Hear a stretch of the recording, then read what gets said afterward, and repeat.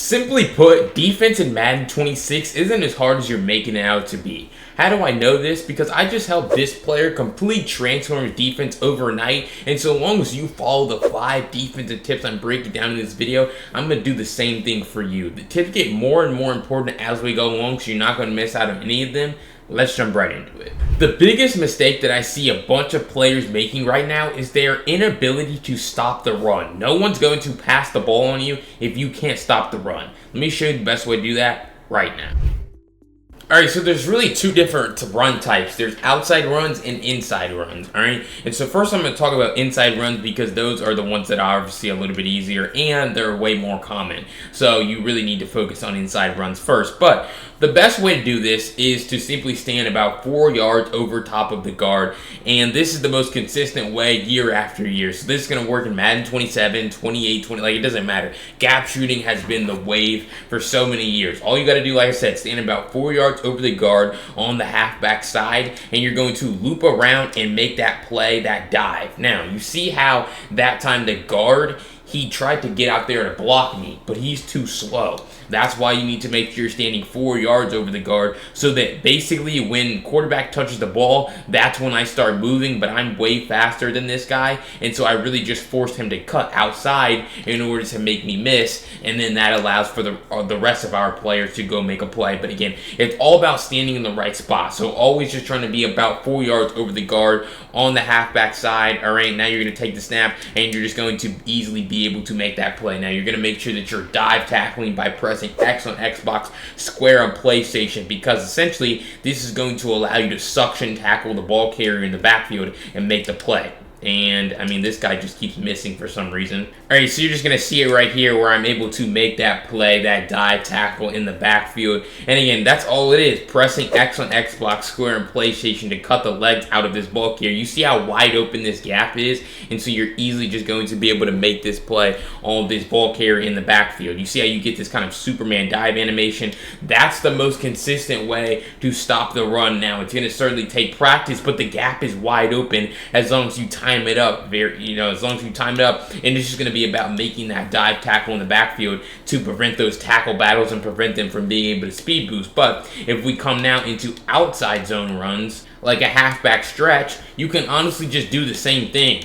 Where, all right, you're going to come into cover 6 now, and you're going to take the weak side linebacker, so Cashman here in this case, and you're just going to go set the edge. Right, you have to make sure you set the edge with your user, because that time I actually don't. And so you see how he's able to get out to the edge very easily. So you want to take the front side linebacker and set the edge. So you're going to see how you're going to take this front side linebacker right here, stand directly over the center. And so then you're just trying to, like we do right there, force Judkins to cut back, not get to the edge. You're basically just trying to make a beeline out to the sideline so that he has to cut back. You see how right there, boom, perfect example. I set the edge perfectly. If I wasn't there, he would have all that room out there to sideline. So outside runs not even the easiest to do, because if they actually are able to get out there themselves right on offense, they're going to have that lane, but you want to make sure you're setting the edge with your user, because that time I get chipped up again, is able to pick up yards. So it's very important that you actually go set the edge to prevent them from being able to do this. Now, if you want to stand even further out,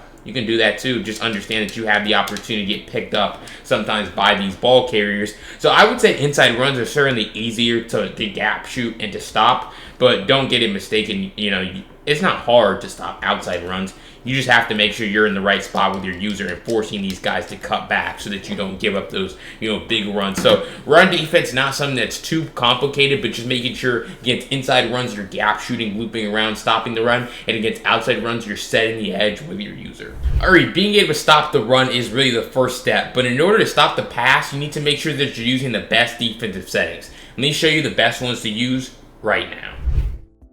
Alright, so when we talk about the best defensive settings, you want to make sure you have auto flip defensive play turned on so that your slot corner comes out on the same slide as the slot receiver. Alright, you want to make sure your cornerback matchups on balance, really just so that your defense doesn't, misalign and, hallucinate essentially when they no huddle or reset their play. All right, make sure your defensive motion response on disabled so that your zone coverage defenders in a cloud flat, for example, don't realign with their motion, like cheat motions from Punch Nasty, right? So these first three are really just alignment, settings, right? Then if we keep scrolling, we come down to RPO pass key. You want to make sure that you have this on conservative because you want your AI to focus on the pass so that you can do what I just showed you in the first segment where you're going to loop around, shoot gap, and be able to stop the run with your user. Then you want to come to zone drop curl flats. You want to go ahead and put those on 5. Essentially what this is going to do is allow your defense to play how it should, right? If you don't want to touch your zone drops. Now, certain situations will come up where you might want to put the flats on 20, 25, but if you just want to set these, forget these, which I know a lot of people do, default 5, default is the way to go. Close pinch for your safety alignment here. And the reason for that is just so that you don't get beat up the seam. You see a defense like this from trips tight end where, if they call a play verticals, right, you don't just want to allow them to just look right up the seam, right? You want to have your man, Harrison Smith, closer to the line of scrimmage so that, he can go make a play on that ball, right? If he was on default, if he was on loose, he would give up this seam pass. They would easily just be able to hike throw like a simple streak right at the seam. But because he's close to the line of scrimmage and he has his own knockout ability, we're able to just go up and knock that pass away. So those are the best defense settings you need to be using. You want to make sure that your alignment is, correct because, like I said, if you use anything besides default cornerback matchups, right, your defense could look like this, right, where your safeties crisscross, your corners crisscross, or that could happen when they motion. And obviously, as we know, common sense, if they were to just hike the ball, they're going to have a wide open touchdown down the field because your safety's Harrison Smith is trying to come all the way across the field instead of already lining up on that side. So I know that's some issues that a lot of you guys have defending seam passes, worrying about your alignment on defense when the offense motions or when they no huddle. But those are the best settings that are going to help you prevent all those issues from ever occurring again. Alright, every time you watch a Twitch stream, you watch a YouTube video, everyone's trying to show you these complex defenses that take so many adjustments to set up. Let me show you a simple defense that's going to have you locking down where you don't have to worry about any of that. Alright, so we're going to come into nickel 33 odd here. Now, you can do this from a lot of different defenses. The play that I'm going to be coming out in is cover 3 cloud. If you guys have seen some of my gameplays recently or you've watched the videos in the past, you know how much I love cover 3 cloud. The reason why is because it's a simple defense. You don't have to make any adjustments really. Now, if you want to shift your defensive line and utilize custom stunts, like for example, the left exit 2-man stunt is a good one to use with this play, you can certainly do that, but you don't really need to. You can pretty much just stand right here with Cashman, your user, and do a great job of just switch sticking, right? So they're going to go ahead and call some random pass plays here, and I'm everywhere I need to be, right? I see these guys coming out of the backfield. I'm passing routes off, and so don't get it mistaken. You can't just no one can do this. You can't sit in stock defense and not switch stick. So you're either going to have to get good with quick adjustments or get good with your switch stick. Obviously, you would like to be good with both, but you just want to be able to, if you're not going to make any adjustments, I don't really like making adjustments. Now, certainly I have fast fingers and can make quick adjustments at lightning speed, but it's why? When you could just sit in a simple defense like this and just read the play, switch stick when you need to, right? We're everywhere. You see how no one's open, right? And again, these are random plays. I don't even know what they're calling, but it just comes with repetition of working on your switch stick, and then it's because you don't want to give up big touchdowns in busted coverage simply because you're making the wrong adjustments. Just sit in something simple where you're allowing your zones to kind of flow and play, and we're kind of just reading the play. It's important to understand route concepts from the offense and then practice with your switch stick so that you know, okay, if I flick the stick in this direction, it's going to click me onto this guy. And it's never going to be perfect, right? It's always going to be a work in progress, and so it's always important to warm up your switch stick before you get in games, but you're just able to see how we're able to take away these crossers, these slants, these drags in the middle of the field, and it's going to be very beneficial here for us. So again, stand right here. They're going to bring their guy in motion. He should come back the other way. Boom, boom. This isn't that great of a play, but we're able to just take everything away, and you're really doing a great job of just relying on your front four pass rush. And you're going to say, okay, BLT, that's cool. You're good with the switch stick. I'm not. How do I get better with it? Well, you get in practice mode, you spy off your pass rush, something just like this, and so now when the offense goes to take the snap, it doesn't really matter what play they call because they're going to have all day to throw the ball. right? There's going to be, and you're really just trying to switch stick, right? Eventually, these guys are going to start route bouncing, and you're just trying to take away windows. You're trying to make sure that at no point in time can they throw the ball to any of these route bounces. And again, this is a hard drill, and eventually you're going to have them throw the ball away because eventually their guys are going to stop running. But like, you're going to have to switch a bunch of times in order to realistically be able to stop these. And so this is really the best way to kind of warm up your switch stick, because now you're starting to understand, okay, if I flick the stick in this direction, this is who it's going to click me onto. And so I'm able to just kind of run around and make these plays. And now eventually, like I said, eventually these guys are going to stop running. And when they do, that's when you kind of throw the ball away here. But that's a simple defense that you're not making any adjustments out of. You're really just relying on your switch stick, depending on the street corner flat, high, low, deep dig, whatever they're calling, mesh, right? You're able to just kind of switch stick around, take these routes away, and that's also how you get good with the switch stick, so you can run the defense. All right, so if you enjoyed those first 3 defensive tips, it's going to transform your D here in Madden 26. Make sure you go down below, hit that subscribe button. I break down defensive tips and tricks just like this every single day here in Madden 26, and you're not going to miss out on any of them. But if you want my entire Vikings defensive ebook, go to the link down below in the pinned comment, grab it today. You can use code YouTube to get 20% on it. It goes through the full breakdowns, full videos, full write-ups of everything that I'm doing on defense to dominate right now, and it's going to help you out tremendously. Let's jump right back into it. All right, every single great defense, and in order to be a great defensive player, you need a way to quickly get the quarterback on the ground in critical situations. Let me show you my favorite blitz right now from nickel through 3 odd. All right, and so we're going to come into Sam Mike 3 presses. They blitz it straight out of the ebook that I haven't really showed you guys here on YouTube before, so you're getting it now. Now, when you play against bunch formations, right, it's going to be very helpful for you to have auto flip defensive play turned on, because now your blitz is going to come out on the opposite side of all of that confusion, all of that bunch, right? And so really all I would do, put my top safety in a deep half so we don't get beat up the seam, put my outside corner in a cloud flat, all right? So essentially, you're going to get 4 guys on one side of their offensive line against 2 or 3 offensive linemen. And so really all you have to do is stand directly right here over the center and utilize what I call the turbo engage. You're going to press D-pad up, you're going to press right trigger, and you're going to hold left stick down all at the same time, right? Or, you just have to press D-pad up, then it stays, and then you're holding right trigger and left stick down at the same time, right? And so as soon as they snap the ball, you're spamming the A button or X on PlayStation, get off the block. Right, so we're going to take the snap, we're going to spam A, and you're just going to see how we're going to be able to get that guy off the edge.